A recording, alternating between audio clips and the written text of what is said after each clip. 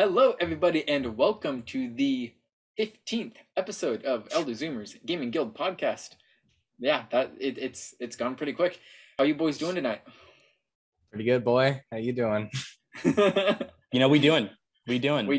I'm still shocked that it's number 15. Yeah, Honestly, right. it's so- Still taking Damn. me a second to sit in. Yeah, we're almost to 20. That's I 5 away love from it. 20. I'm loving the facial hair, by the way, we'll do like a 20th episode special for sure. We'll start getting some ideas for that. The chops, like you're fucking. I was wondering what. Yeah, 50s. I was wondering. I know. I feel like the hunter. I feel like the hunter from Jumanji.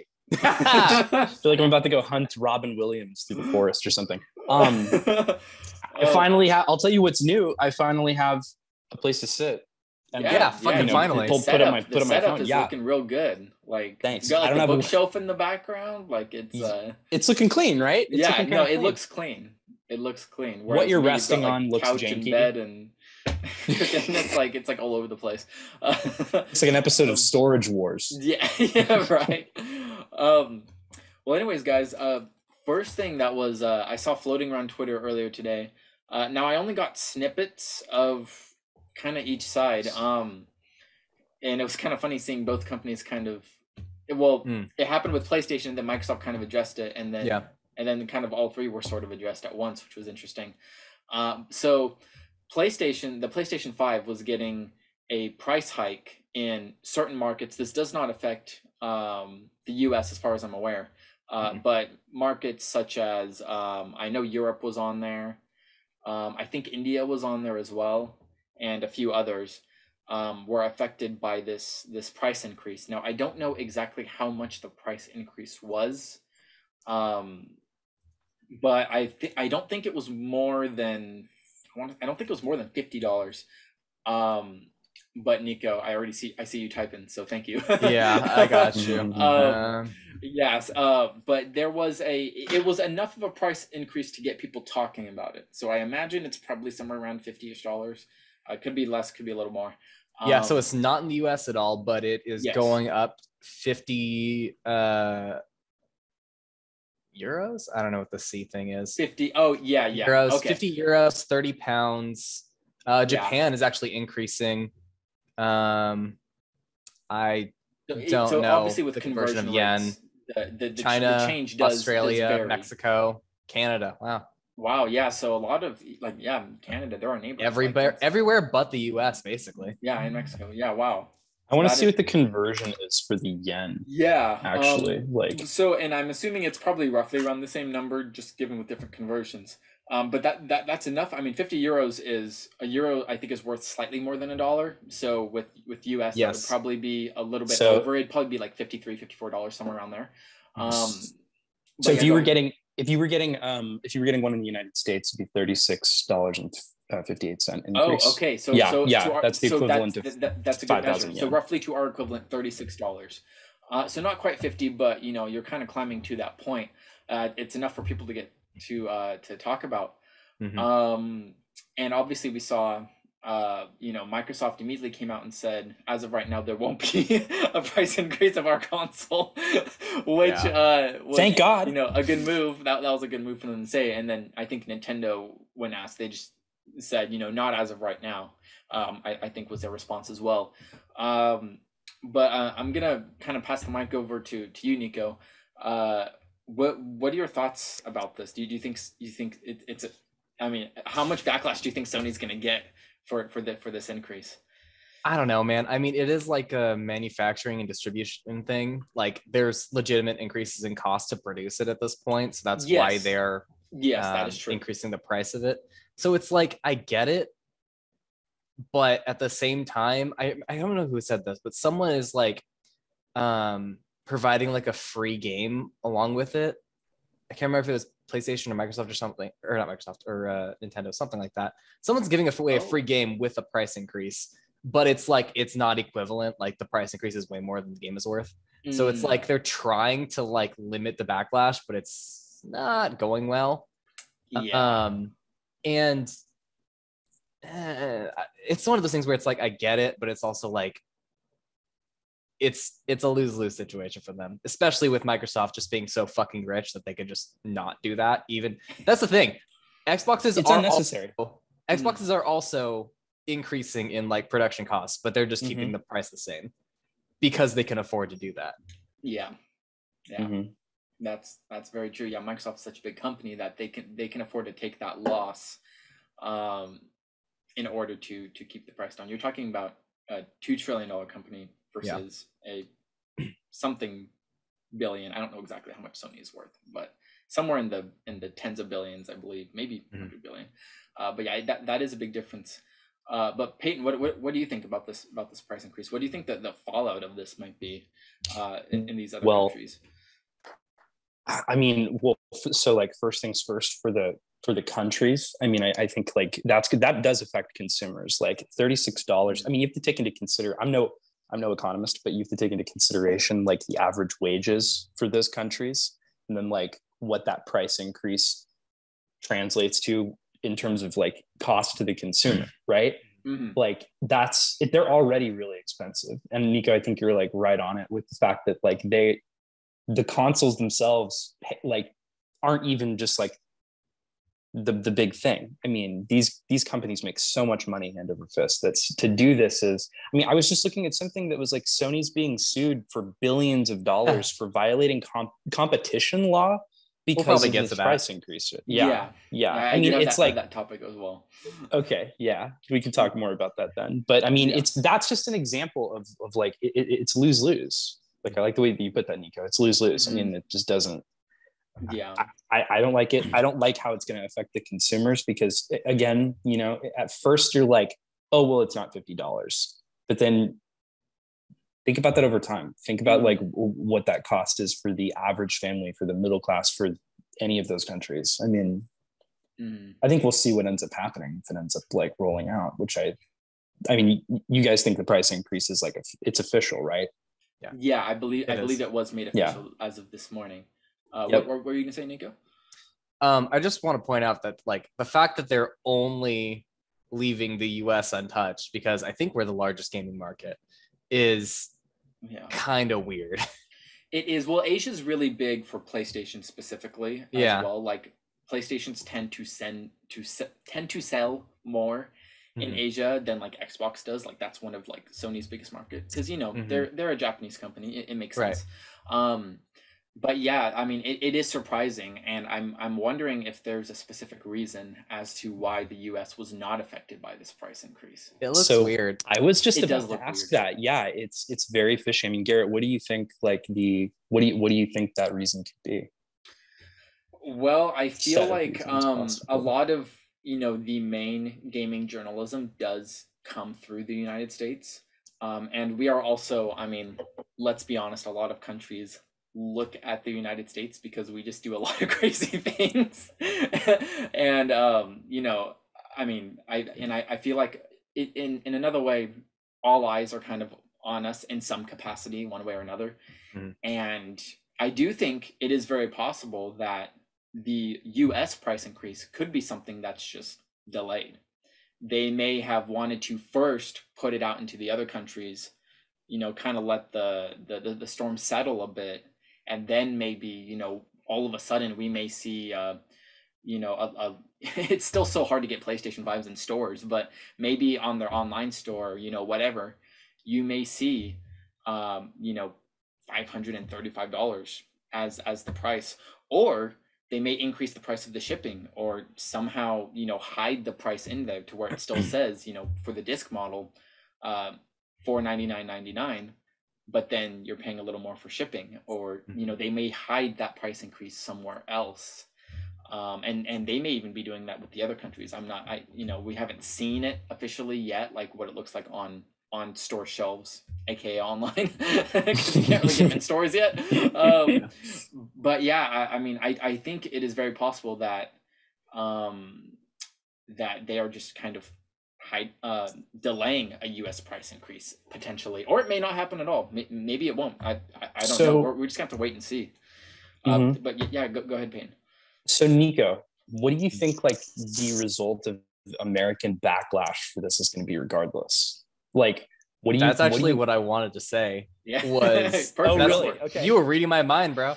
So there you go. I was actually thinking, like, I wonder if they specifically left the U.S. out of it because we are the group of people who would most likely make the biggest stink about it if we got our prices increased. It's exactly what I was thinking. Like, I even think that there's going to be a big stink about this, regardless. Mm-hmm. I mean, at least a little bit. A lot of the gaming journalists are American based, and they have all been covering this. Like, what the fuck? This is insane. Mm-hmm. So yeah, I mean, I feel like it's one of those things where it's like, yeah, we probably would get upset and like not, and fill Twitter with all kinds of opinions and whatnot. But as it is right now, it doesn't affect me. So I really don't care that much. Yeah. It's like we need to talk about this because it is gaming industry, and it's like it's a big deal. But at the same time, it's like I don't care as much as I could. It's like it affects people. Me. It affects people, but it affects not me nor anyone close to me. So exactly. It's just one of those things where it's like, your base selfish instinct kind of kicks in, and it's like, there is like keeps the mind from being overloaded. With that type of shit. That is true. That is true. To build upon that though, Nico, there are a couple things with that. So the one thing is this price increase, with the supply shortages and everything, this could affect a product that you may potentially be buying in the future. Like maybe the price of a new PlayStation 5 controller goes up a little bit, or a specific PlayStation headset. Gotcha. Because supply chains, are for everything. Every product that's made, for the most part. Especially electronic product, electronics.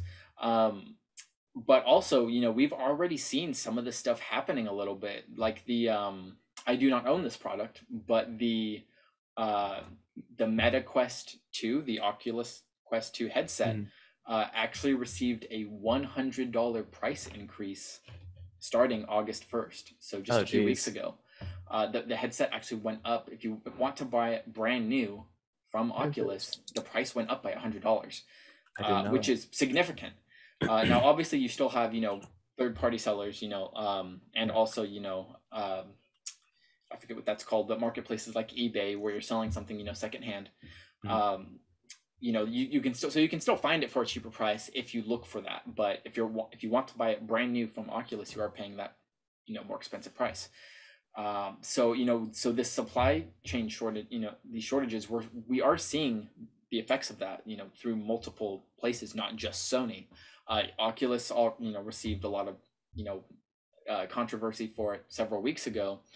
That has since died off, and I think that headset's been out for a few years now, so I feel like a lot of the people that wanted to buy it already have it. And there's people like me that were kind of on the fence, but now I'm just kind of waiting for whatever the third one's going to be, because the second one's been out for so long. So I think Facebook was kind of smart, and they waited a couple years for that price increase. So now it's like, well, most people have it. People that don't have it probably weren't going to get it. So it's not as big of a deal, but PlayStation 5s are still very sought after. And, they've been out for a couple years, or almost a couple years now, but people are still trying to get them. So I think it's kind of a bigger deal in this situation in particular. And it's possible as time. Yeah. Oh, go ahead, Peyton. No, sorry. Keep going. Oh, I was going to say, also, sorry, I didn't think, read that. oh, no, it's okay. And also I think, we may see these price increases happen through Microsoft and possibly Nintendo later on, as time goes on. They might be, buckling down and, just kind of absorbing that price increase right for now, but how long will that be sustainable for them? And could, if the shortages were to get worse, would they still be able to continue doing that? So there's a lot of factors, tying in here. But was there any final thoughts on this topic? Well, I mean, I think that so like a big part of were you guys still there? Yeah. Okay, cool. Sorry, my phone just did something weird. I think something for me about like the price increase is that they see with Meta, by increasing the price to a whole $100, what you're doing is you're like what Sony did is like bad press and obviously violates like competition laws, as does metaverses. But like they didn't set it to be a price that is bad marketing. $100 increase, just the number $100 will deter people from getting that entirely. That uptick from $3.99 to $4.99 is going to deter people from getting it. And like, what does the company want to do but make it mainstream? Right? I think people are still going to want to buy PlayStations. I think people are going to bite that $36 for sure. What choice do they have if they want to play a game that's only on PlayStation? Yeah, if you want, you're going to pay the extra $30 anyways.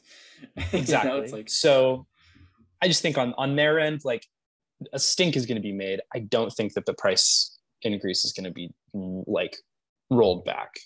I don't think that's going to happen. It'll blow over after a week. I give it a week. It'll blow over. I mean, it is what it is. You know, news moves so quickly. Yeah. And because this is such, you know, $35 to some people, or, you know, in US conversion, you know, for some people that's a lot. For some people it's not so much. But I mean, if you're spending $500 on a console anyways, at that point, you know, another 35 isn't a huge deal, relatively speaking. So, you know, I think people are just going to stomach it and just pay it in those other countries, which is unfortunate. But, you know, we're just the consumer, so we don't have a say in it, right? Yeah. We can talk about it and make people aware of it, but that's, you know, that's what we do.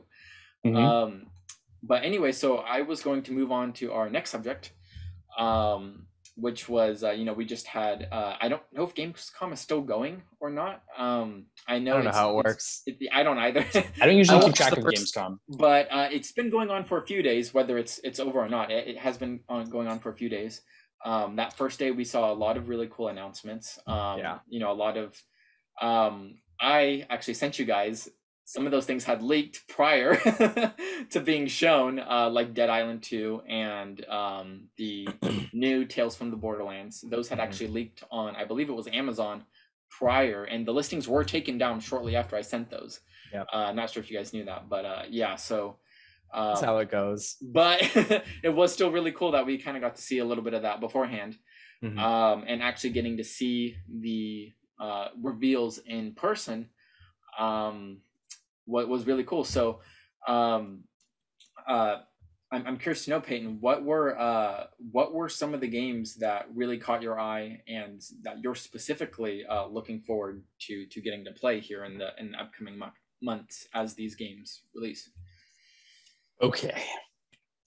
Can we talk about the Killer Clowns from Outer Space game? It's coming out. Yeah, that looked insane. Can we say that just looks like, not only is it's a game about killer clowns from outer space, it's not only looks like the movie. I mean, it's also looking like a fun game to play. What? It's awesome. It's awesome. I like the originality of it. You know, a lot of the games I feel like in Gamescom, not to be overly critical, but a lot of them are continued ideas, right? I see a lot of pattern, but I also see a lot of direct sequel too, which isn't bad. It's just like, it's nice to have a fun looking game that's kind of like satirically fun and comical, and, you know, that's a total homage. I mean, it's literally of a cult classic movie. And so it's original in its parody, I guess. Parody is not the right word. It's original in its legacy, you know? Even though it is an idea from a movie, I think that it's like, what a perfect thing to turn into. Yeah, you know? It's changing mediums from going from a movie, and now it's adapting to a video game. It's original in the video game medium, in that space. Yeah, exactly. So, say, but yeah, continue. Yes, that was exactly what I was trying to say. Thank you for the help. So I think that is awesome. On a serious note, actually super excited for that. I'd love to play that with like friends. What genre is that game exactly? It looked confused about that. It kind of looked like almost like Friday the 13th, but not really, because there's multiple clowns and whatnot. So okay. So not quite an asymmetrical multiplayer type game, but like but just some sort of co-op multiplayer, like third person experience. Oh no, it is an asymmetrical multiplayer. Oh, it is. Yeah, okay. No, it actually is. It might just be there might be like 3 villains instead of just 1 or something versus 5 or 6. Yeah, there's potential for more players, so that's cool. Totally. The Evil Dead game is also like that. I'm glad that genre is kind of starting to boom a little bit, Me because too. it's cool and it's fun to play with friends. You know, it's a good like almost like a party game kind of. You know, like Yes, streaming. yeah. And for It streaming. does, that genre deserves to be expanded upon. Yes, for sure. So yeah.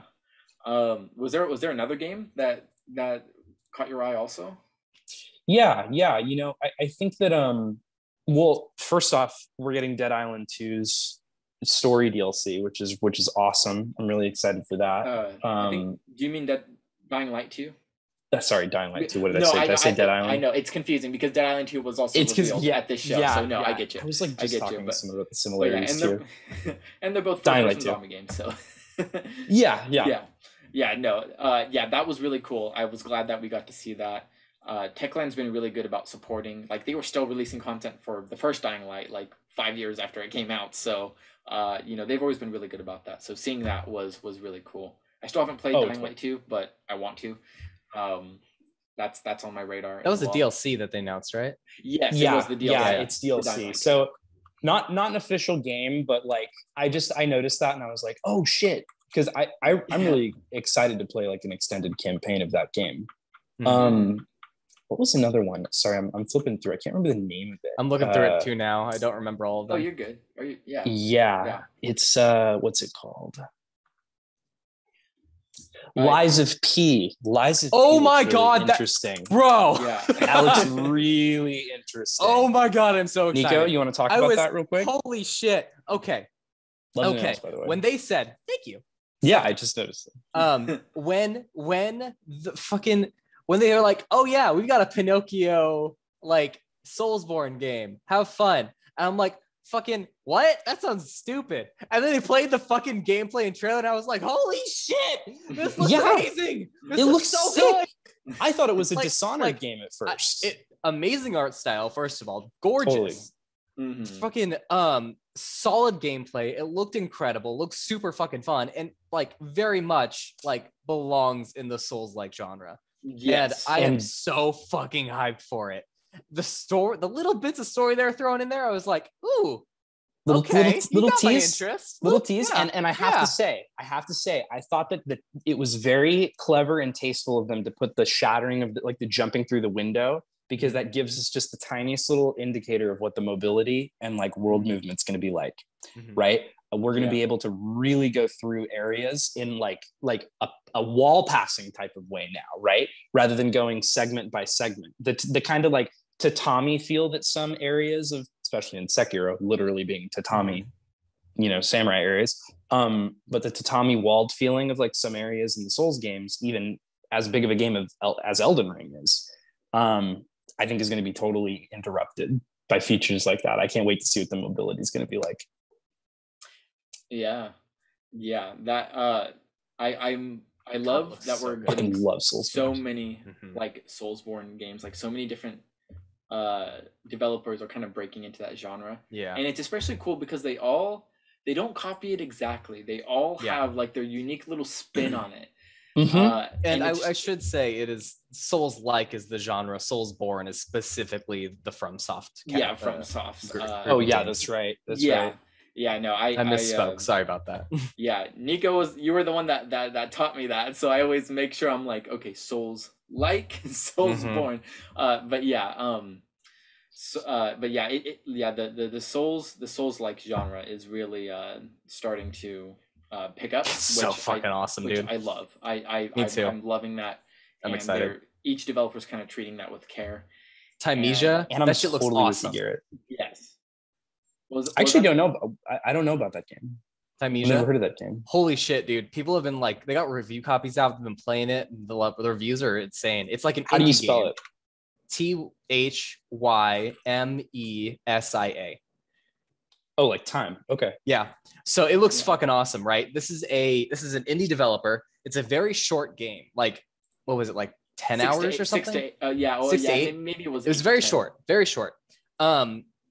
But it is like they maxed out the quality, sacrificing a lot of the quantity. So it is like incredibly influenced by Bloodborne and Sekiro. A lot of the I can see the Bloodborne a lot of the comparisons of gameplay are specifically Sekiro. So like, if they can match that shit, holy fuck, dude. That's I'm crazy. Excited. That's that like just super came out, impressive. right, Garrett? Yeah, it released. I think it it was like August 23rd or something like Yeah. that. So yeah, it was just a few days ago.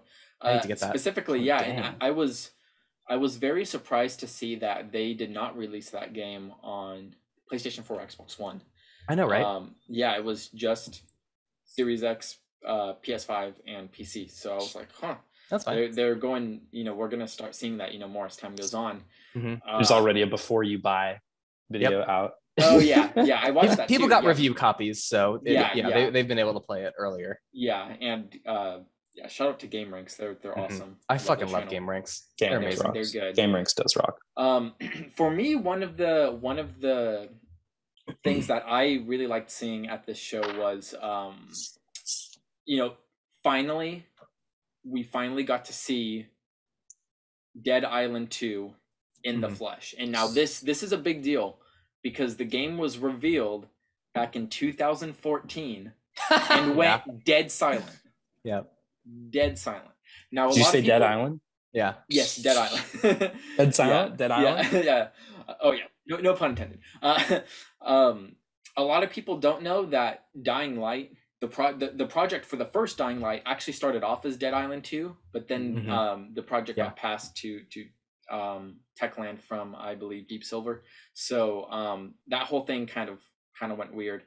But yeah, the game has basically just been a no-show for 8 years, and now it's just like, okay, here it is. It's coming out in February next year, and for those of you that don't think or for those of you that think it could be delayed, here's some gameplay. And it was just like, this looks really polished. Like this game looks like it could come out tomorrow. The fact that the gore is procedurally generated is just insane to me. Wait, what? So like, I mean, I don't know exactly how it works, but I'm kind of guessing based on the gameplay. But like, let's say you hit a zombie with like a crowbar, like the level of damage like that you can see visually, like on like the zombie's head, is like how hard was the swing, it's like where exactly displayed was real it? time, and it will and it'll be very accurate. And I just thought that was so cool, like seeing that technology like in action was just like, wow, like they're really, and the graphics look insane. Like I thought Dying Light 2 looks incredible, but Dead Island 2 could potentially give it a run for its money. I feel like it looks really good.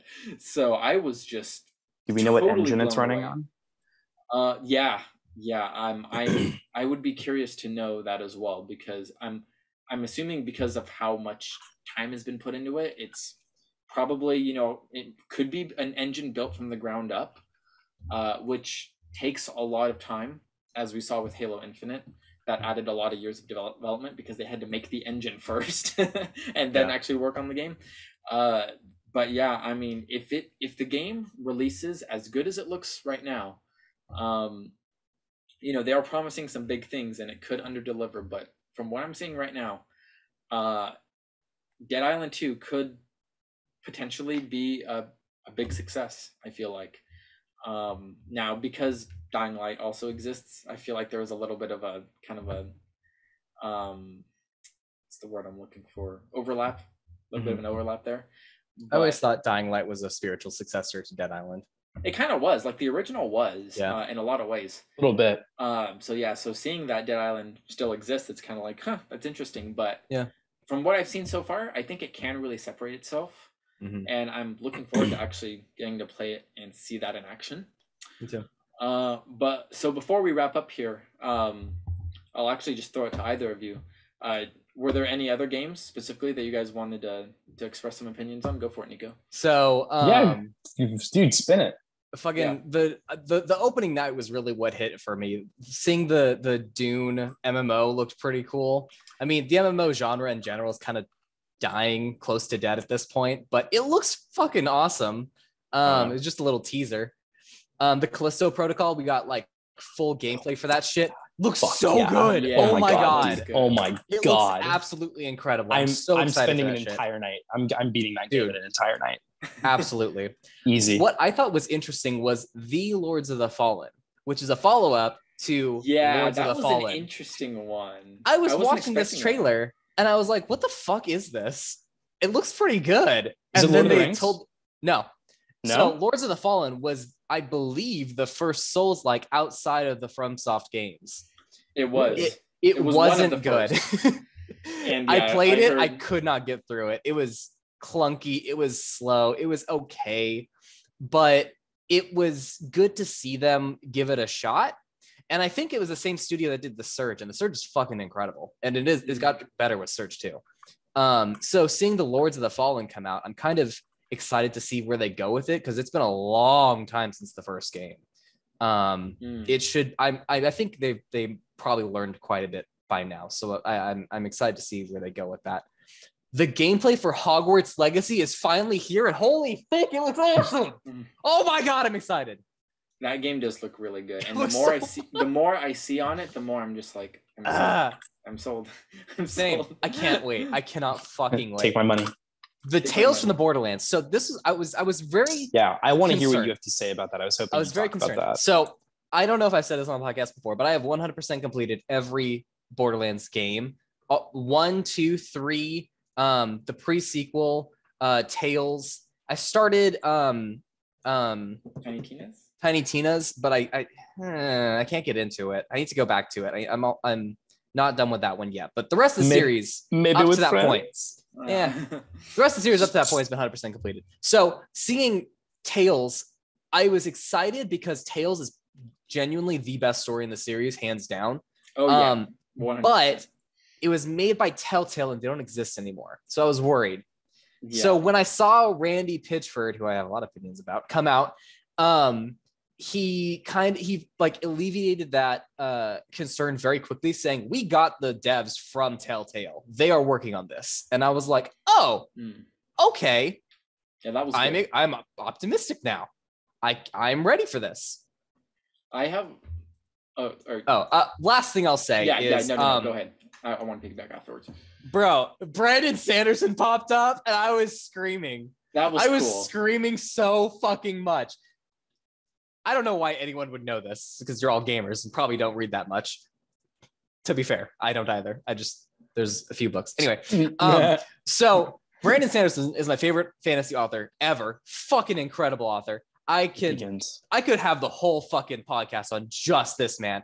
Anyway, I won't do that. I'll just show my tattoo from one of his books, my leather bounds from his books, and I can't show it right now because I have to move my camera, but I have an entire one of these entire shelves, actually two of these entire shelves, cast mold are just his books. They're just his books. Anyway, when I saw him come up, I was so shocked and excited because this man he's a huge fan of Soulsborne. He loves the Souls games, everything from FromSoft.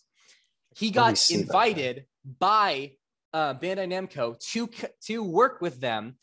And he was like, yeah, that sounds fucking awesome. I was disappointed that you didn't pick me. You picked George R.R. Martin instead to work on Elden Ring. But if you want to work with me now, I'm totally down. That happened on live stream a few months ago. Nothing new about that yet. So I was kind of like, oh shit, is this it? It's not, unfortunately.